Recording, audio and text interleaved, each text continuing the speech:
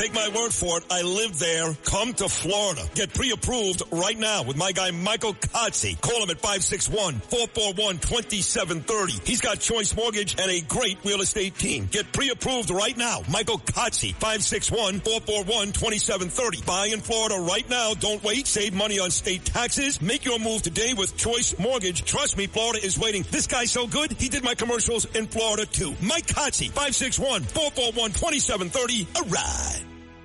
With us live right now, former Congressman Peter King. Congressman, how are you? I'm doing okay, except my wife, Rosemary, was out in the car listening, and she wants me to tell you that she's one of the women who's in love with you, okay? Oh. That's what I have to listen to. You got me good there, Congressman. First, on Twitter, DMS almost made me spit up my coffee, and now you just got me good there. So please send my regards from my family to yours, to your wife. She's a wonderful, wonderful person, and I saw online the pictures that the Christmas decorations that she did. Your home looks wonderful, Congressman, absolutely wonderful. Well, it's all because of Rosemary. If she doesn't let me near anything I touch, I screw up. So she's a designer, an artist, and I'm just along for the ride. Hey, on the holidays, Congressman, are you not allowed to go near the kitchen like many of us men? I'm not allowed to really do anything. No, the kitchen, absolutely not. No, except to eat later on in the dining room. Right, that's as close as I get. Yeah. Wow. Well, welcome to the club. One, I want you to listen, Congressman King, to President Trump. On Politico, he says that Ilhan Omar, I gotta be honest with you, Congressman, I'm saying please put this lady in handcuffs. But, the president stating that she married her brother to get him into the country, and she gets into Congress and all she does is complain. The president says, let her go back to Somalia and fix her country. And as you know, Congressman, she's gone from a net worth of $65,000 to $30 million. Please listen, Congressman King, to President Trump. What kind of immigrants that you do want to see in America? They certainly contribute. Yeah, I want to see people. Yeah, I want to see people that contribute. I don't want to see Somalia. I don't want to see a woman that, marries her brother to get in and then becomes a congressman, does nothing but complain. All she does is complain. And yet her country's a mess. It's one of the worst in the world. Let her go back, fix up her own country. Somalia, yeah, and I was right about it. I started complaining about Somalia long before the scandal. The horrible things they're doing to Minnesota, it's incredible. They have an incompetent governor there, too. The Democrats are running some bad ships. Speaking of ships. Absolutely, Congressman King. The Democrats are running some bad candidates, some bad chips, whatever term you want to use. One, talk to us first about this Ilhan Omar situation, the battle between the nerve, the cojones that she's going to challenge publicly the president of the United States when she came in as a refugee herself, and that she's gone from $65,000 net worth to $30 million. How does that happen, Congressman King? Well, she's a magician, but she was a terrible member of Congress, is a terrible member of Congress. And I actually had dealings with the Somali community when I was conducting the Homeland Security hearings on lack of responsibility in some of the Muslim communities as far as cracking down on terrorism, as far as cooperating with the police and law enforcement.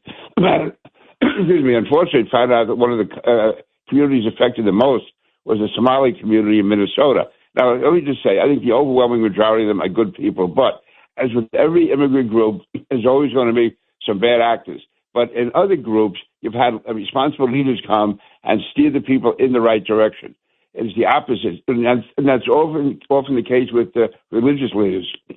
Local churches and temples, they will provide programs for the kids. They will help those who have problems and issues.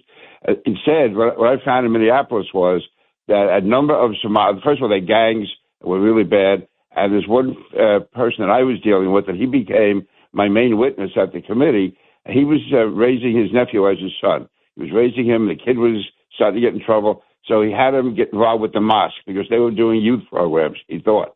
The next thing he knows, he gets a call. He finds out that his nephew is in Somalia fighting alongside al-Shabaab. Wow. Apparently, in the mosque, he had been radicalized, and they never told him at all. When he was looking for his son, they said, oh, he's probably off over some drug gang. He's a bad kid. And they knew all along that he was in Somalia. So anyway, the kid calls up and he says, I've had enough.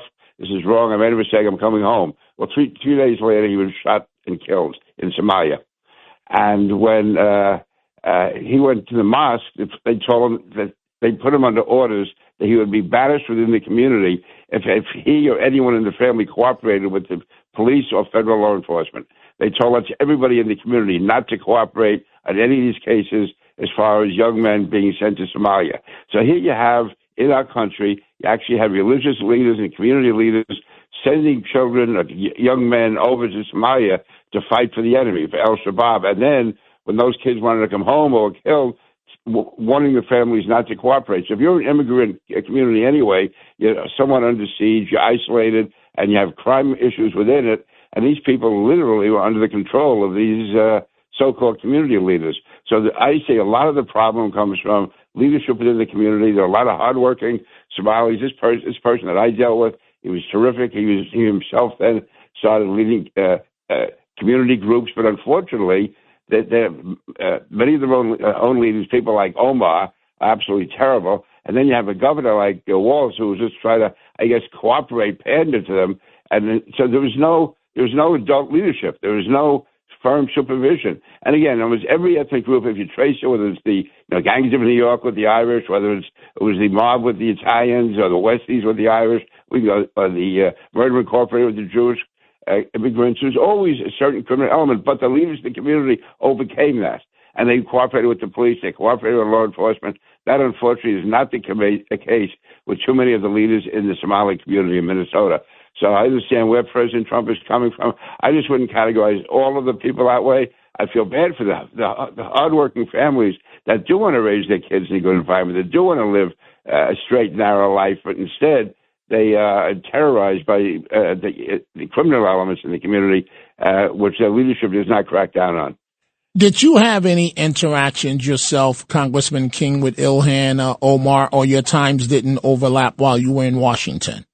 No, my last 2 years were her first 2 years, and I never had a word to say with her at all until in November of 2019, I announced that I was going to be retiring from Congress at the end of that session, which would have been a year later. And Chuck Schumer put out a very nice statement saying I've been a real asset to New York and he's proud to work with me, even though he didn't always agree. A very polite, friendly statement. Next thing you know, Omar is attacking Schumer and attacking me, saying I was a racist, an Islamophobe, like an evil person, good riddance. I'm one of the worst things that ever happened in Congress. This is a person I never had a word to say with her at all. So my feelings toward her is she's anti-Semitic. She's the worst. We had a situation in Congress, and it's where the Democrats really have responsibility also. Omar was coming out with very anti-Semitic type remarks. Everybody agreed with it, even 95% of the Democrats. And I remember coming back to Congress, I guess it was on a Monday afternoon or Tuesday morning, and on my desk was a proposed resolution condemning Omar for what she had said about being anti-Semitic, remarks about Jews, a well-written resolution that would have been condemning her for what she said. By the time we voted on it at the end of the week, anybody in the world could have voted for or against that resolution. It made no sense at all. They took out all reference to her, and we started talking about people, about Native Americans, about Islanders, about Eskimos, about they put every possible ethnic and religious group in there. I was wrong to be critical of them and never mention Omar's name. She ended up voting for the resolution that was originally drafted to condemn her because the Democrats were under such pressure from the left wing of their party not to say anything that would have been considered critical of Omar. They're scared stiff of her. There's her, there's Tlaib, there's the other one, Presley from Massachusetts. They were the squad that come in. AOC is part of them. She's not as bad as they are. She's no bargain, don't get me wrong. But as far as the anti-Semitism and that is, Omar is the worst. Omar and Tlaib are the two worst in Congress altogether. Horrible people, horrible human beings.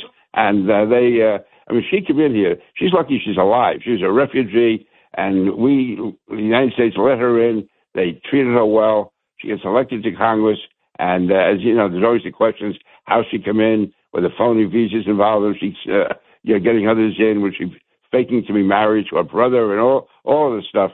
And yet, she walks around like she owns the place because no one really wants to take her on. They should confront her. I give President Trump credit for going after her. It should have been done a long time ago.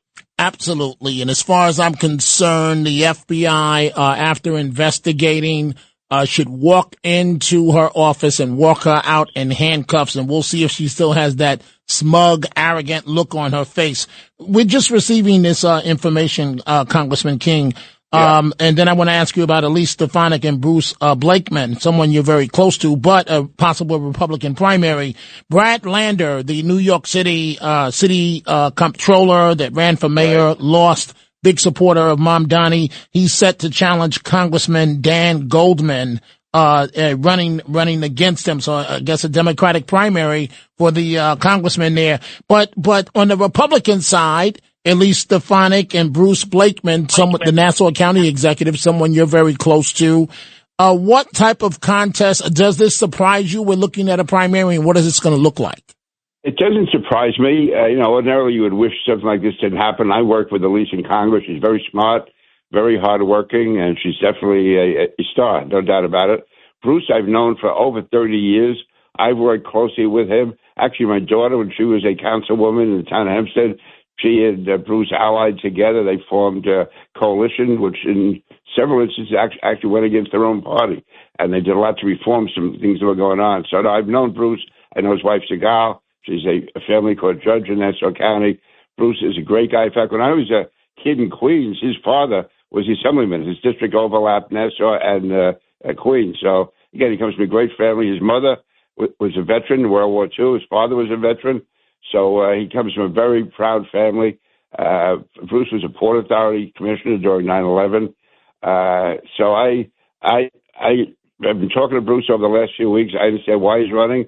I mean, when he's in there now. I will support him, not as being at all critical of Elise, but I just think that Bruce has a better chance to run statewide than any other opponent because he's going to start off with Nassau and Suffolk strongly behind him. He's well known here, and also being close to New York City, he's known in New York City, and I believe that he will be able to campaign well upstate. I understand he's gotten a good reception upstate. I just think he would be the stronger candidate, but either one of them is better than Kathy Hochul. Whoever the ultimate nominee is, I will support them. But right now, I'm certainly standing with Bruce.